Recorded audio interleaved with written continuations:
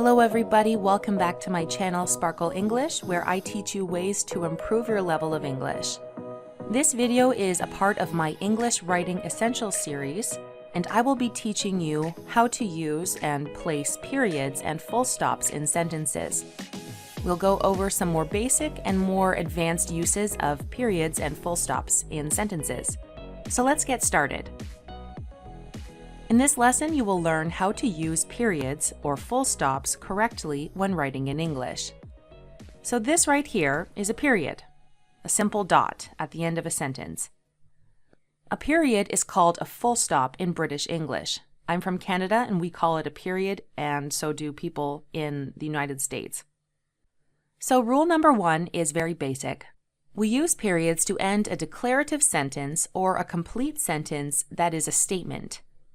So we have declarative sentences, which are statements, whereas interrogative sentences or questions end with a question mark. So here are some examples. What is your name? This is an interrogative sentence and it ends with a question mark. A declarative sentence would answer an interrogative sentence. So my name is Jennifer.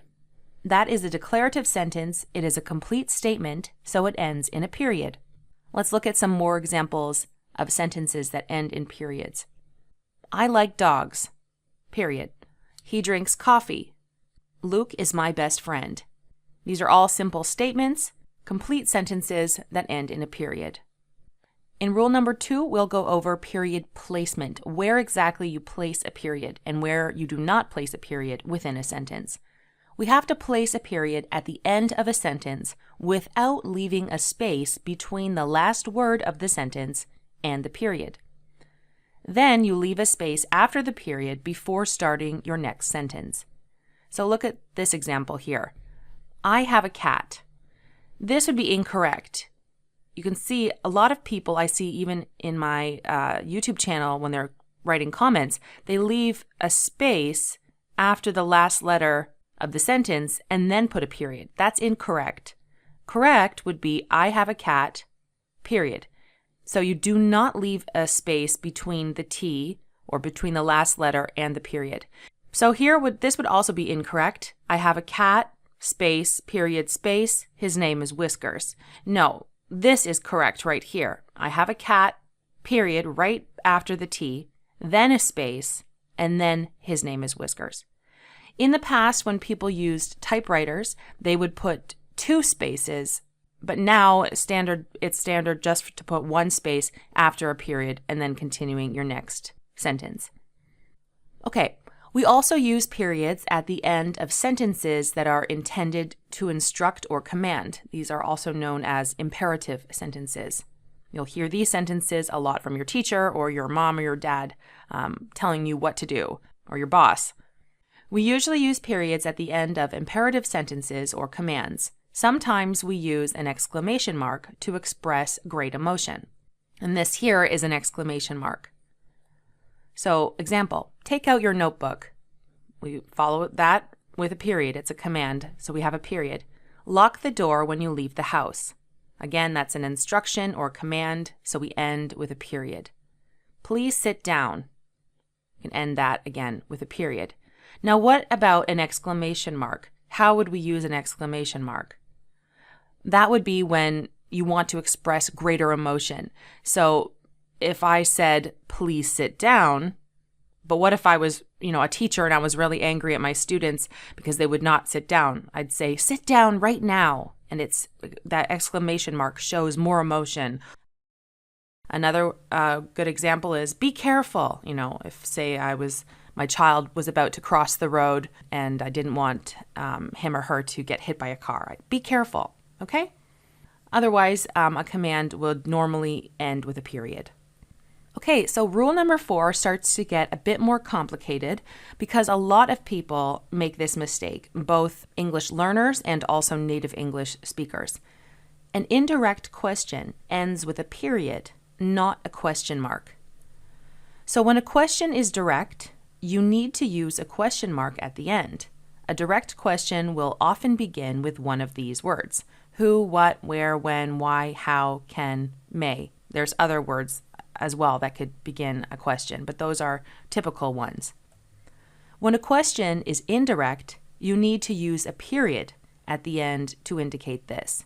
So let's look at the difference between a direct question and an indirect question. So here are some examples. A direct question, this one you can see begins with the question word where. Where is my phone? This is a direct question.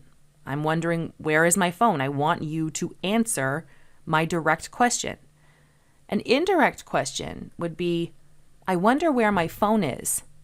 This we end with a period because it's not actually asking a question. It's really making a statement.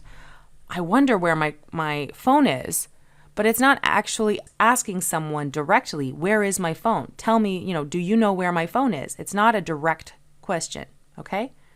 Another example, can I come to the party? This is a direct question, so it has to end with a question mark. But an indirect question would be, she asked if she could come to the party. Okay, so when it's an indirect question, not a direct question, we end with a period or a full stop. Okay? So rule number 5, if a sentence ends with an abbreviation that ends in a period, do not follow it with another period. We often use periods with abbreviations. These are some examples of abbreviations: Mr., Mrs., Doctor, Saint, AM, PM when we're referring to time, etc., and incorporated, we're referring to a corporation. So we put a period at the end of these abbreviations. Now, if a sentence ends with an abbreviation that ends in a period, we do not follow it with another period. That period at the end of the abbreviation works for the sentence. That completes the sentence. We don't need and we cannot use 2 periods. So this would be correct here. I have an appointment at 10 a.m. Finished. This abbreviation has a period, so we finish it like that. You do not say, I have an appointment at 10 a.m. and add an extra period at the end. We don't do that, okay? That's incorrect. Here's another example. Jack said, I just got a job at Apple Incorporated, for example. So you can see here we have the period, and then we have the quotation afterwards, because this is a quotation. It's what Jack said. We would not write, Jack said, I just got a job at Apple Incorporated, and then have a period, and then a quotation, and then a period. No, this would be incorrect. We only need to use the period inside the quotation marks. Now I'm going to skip to the next slide, and we're going to talk about using periods with quotation marks. Now remember, this is American English. British English, they have different rules with quotation marks than we do in American English. So if you want to learn about that, then I will link you to in the description below. Okay, so how to place a period with quotation marks. In American English, if a sentence ends with a quote, the period is placed inside the closing quotation mark. Here's an example. Ross said they were on a break. So I'm quoting Ross here, and we would put the period inside the quotation mark. Now, if the quotation ends with a question mark or exclamation mark, the period is left out. So Joey asked, how you doing? Here we've ended it with a question mark. And so this would be correct, but this would be incorrect. We do not need a period. We just end it with a question mark. And if this was a different, statement, if Joey said, I want pizza, it would again be a period and then the quotation mark, just like we see in this example here. Okay, so rule number 5 is how we use periods with parentheses. So these right here are parentheses, okay? And we're going to talk about how we use periods with parentheses. So when a sentence ends with a parenthetical that is only part of a larger sentence, the period is placed outside the closing parenthesis. So, for example, Mom made apple pie for my birthday. And then we have the parentheses, my favorite dessert. Here we place the period outside. because what we have inside the parentheses is not a complete sentence. This is part of this full sentence here. Mom made apple pie for my birthday, my favorite dessert. So we're going to put the period or the full stop after the parentheses, okay? However, when a complete sentence is entirely enclosed by parentheses, the period goes inside the closing parenthesis. So, Mom made apple pie for my birthday. Here, you can see we have a period. It is my favorite dessert, period, inside the closing bracket. So, it's actually quite simple. Just remember that if it is a complete sentence inside the parentheses, we end with a period inside right after the complete sentence, okay? But if the parentheses is a part of a larger sentence, then you have the period afterwards so that the parentheses is part of that sentence, okay? So you can see here we have two different periods. Mom made apple pie for my birthday, period, because that is a complete sentence. And then it is my favorite dessert, period, because that is also a complete sentence inside the parentheses. Okay? All right, so now we are ready to do some practice. So which of these sentences are incorrect? I have 7 different sentences here. Some of them are correct and some of them have errors, and your job is to correct them and see which ones, and let me know which ones have errors. So I want you to get out a piece of paper or go to the comment section of this video, and you can see how many you have right out of 7. So I'm first going to read each of them to you, and then we will correct them together. All right, so let's start with number 1.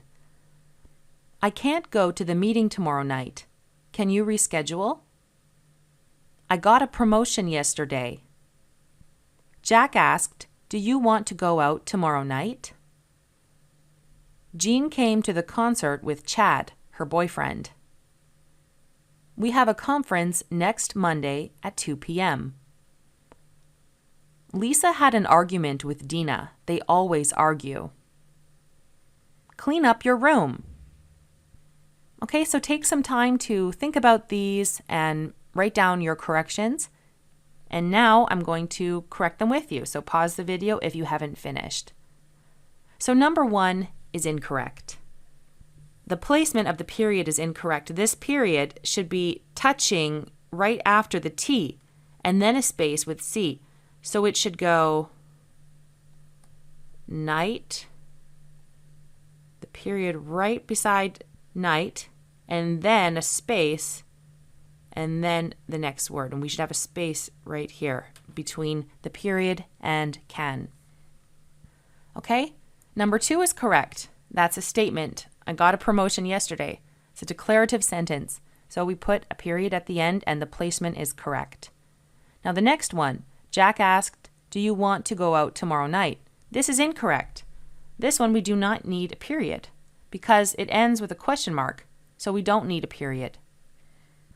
Number 4, Jean came to the concert with Chad, her boyfriend. This one is correct because her boyfriend is not a complete sentence. It is a part of this larger sentence. Jean came to the concert with Chad. So we put the period at the end because her boyfriend is not a complete sentence. It is a part of this entire sentence here. Okay, number 5. We have a conference next Monday at 2 p.m. This is incorrect. We have too many periods here. It's an abbreviation that has ended the sentence and it already has a period, so we do not need to add an extra period. Okay, number 6. Lisa had an argument with Dina. They always argue. This is also incorrect. They always argue is a complete sentence, so this period should be inside the bracket. We have this period here that has finished this statement. Lisa had an argument with Dina. And then we have the parentheses, they always argue. It's a complete sentence, so we would end it with a period inside the parentheses. And the last one, clean up your room. This one is incorrect. You can either end this one with a period or with an exclamation mark, but you can't use both. So let's say this one, let's say it was a mom who was really angry. Clean up your room. She said it with a lot of emotion. We'd use an exclamation mark. If she said it not with a lot of emotion, clean up your room. Then you could put a period at the end, but you cannot use both. Okay? So thank you very much for watching this video. I really hope that this has helped you understand how to use periods and full stops. If you like this video, please click like. Make sure to share with your friends and family or whoever else would like to improve their level of English, improve their writing skills. I encourage you to practice writing some sentences in the comments using periods, and let me know how you did on the test, how many you got out of 7. Make sure to subscribe for more videos just like this one. I will be continuing more videos in my English Writing Essentials series, and also link you in the description below to my videos on how to use commas, how to use apostrophes, quotation marks, colons, semicolons, all sorts of really important stuff that you need to become an excellent writer in English. Thanks again for watching, and I will see you in my next video.